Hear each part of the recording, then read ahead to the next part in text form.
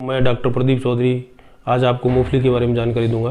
मूंगफली में कैसे खर्चे को कम किए उत्पादन को बढ़ाया जा सके। किसान भाई, सबसे पहले तो मूंगफली में दो तरह की किस्म आती है। एक तो बंच टाइप की आती है, झुंड में मूंगफली लगती है, और एक फैली हुई जिसको हम स्प्रेडिंग वाली वैरायटी बोलते हैं, ये आती है।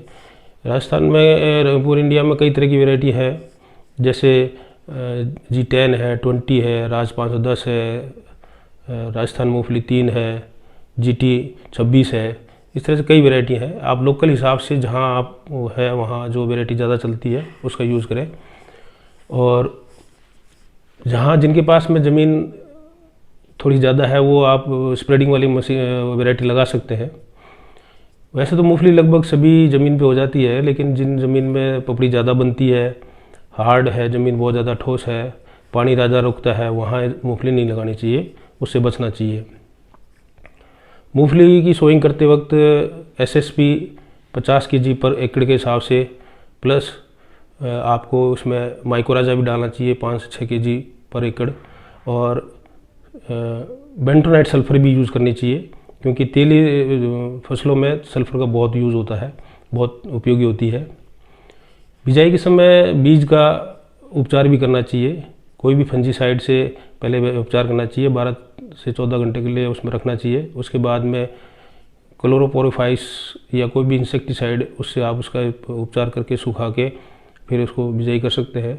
और साथ में अगर राइजोबियम कल्चर है तो उसका यूज़ करने से और भी बेनिफिट होता है, क्योंकि उससे नाइट्रोजन प्लांट को आराम से मिलती है। इसको लगभग 15 बाई 20 सेंटीमीटर पे प्लांट टू प्लांट लगाते हैं, और रो टू रो 40 से 60 सेंटीमीटर में लगाते हैं।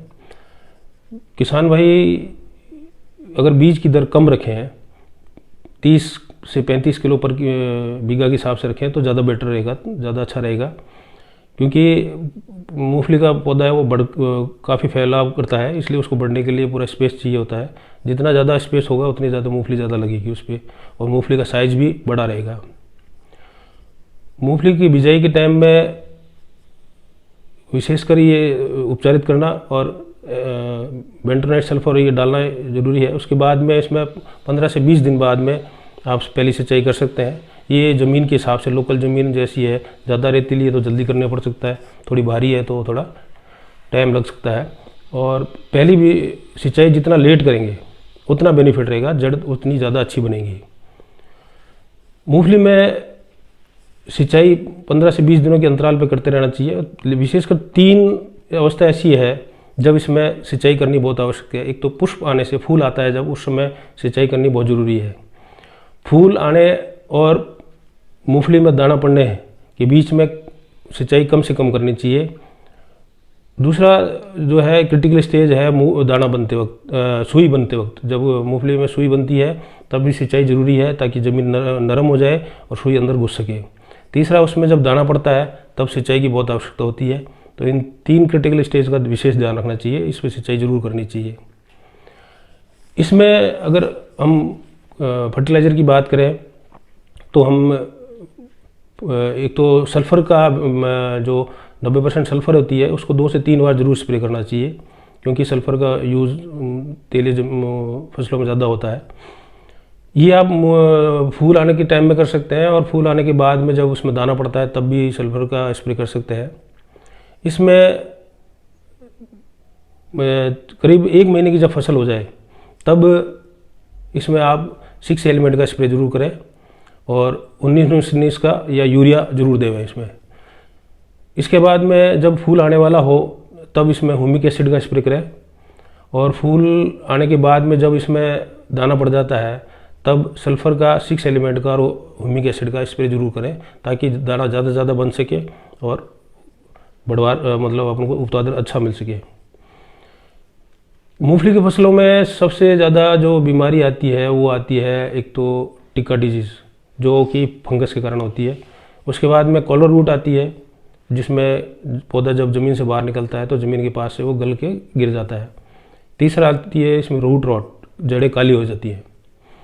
इन तीनों के लिए आप कोई भी फंजीसाइड, सस्ता जो फंजीसाइड है वो यूज़ कर सकते हैं। कार्बोनिजम मैंकोजेब है, इससे ज़्यादा बढ़िया ये है कि अगर इसमें ट्राइकोडर्मा सूडोमोनास का यूज़ किया जाए तो बहुत ज़्यादा अच्छा वो है, क्योंकि ये जैविक है, दूसरा जहर नहीं है, किसी तरह का नुकसान नहीं है, और दूसरा सस्ता पड़ता है, किसान को बहुत सस्ता पड़ेगा ये, इसलिए ट्राइकोडर्मा सूडोमोनास का यूज़ कर सकते हैं।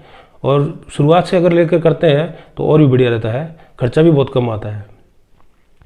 इसके अलावा इसमें जो सबसे बड़ा इंसेक्ट का अटैक होता है वो होता है सफ़ेद लटका, जिसको गोजालट बोलते हैं।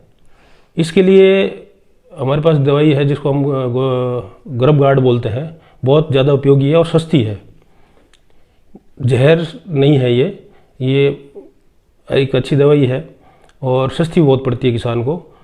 इसको तैयार करके डालना पड़ता है, तो 7-8 दिन में ये तैयार हो जाती है और फिर इसको पानी के साथ में चला सकते हैं, लाइन के साथ में चला सकते हैं।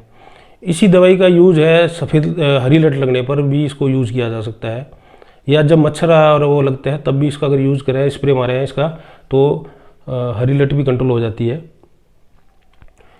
इसके अलावा गर्भ गार्ड का ये उपयोग है कि इससे जो मकड़ी लगती है मूंगफली में, उससे भी कंट्रोल हो जाती है। मूंगफली में एक बीमारी आती है कि पत्ते पीले पड़ जाते हैं, पूरे पत्ते पीले पड़ जाते हैं, ये आयरन की कमी से होता है। जब तेज़ बरसात आती है या बहुत ज़्यादा पानी हम दे देते हैं तो आयरन ज़मीन के अंदर चला जाता है, जिससे पत्ते पीले पड़ जाते हैं। इसमें चिलेटेड फेरस का स्प्रे मारने से ये ठीक हो जाती है। मोटी मोटी जो मूंगफली में समस्या है वो मैंने आपको बताई है। इसके अलावा अगर कोई समस्या है तो आप मेरे से संपर्क कर सकते हैं। मेरा मोबाइल नंबर है 9413311773। अगर ये वीडियो आपको पसंद आया हो तो आप इसको लाइक करें, सब्सक्राइब करें। ये वीडियो यूट्यूब पे भी उपलब्ध है। इसके अलावा अगर किसी किसान को कोई और भी कृषि से संबंधित जानकारी चाहिए तो हमें लिखे, हम उसकी समस्याओं को हल करेंगे। धन्यवाद।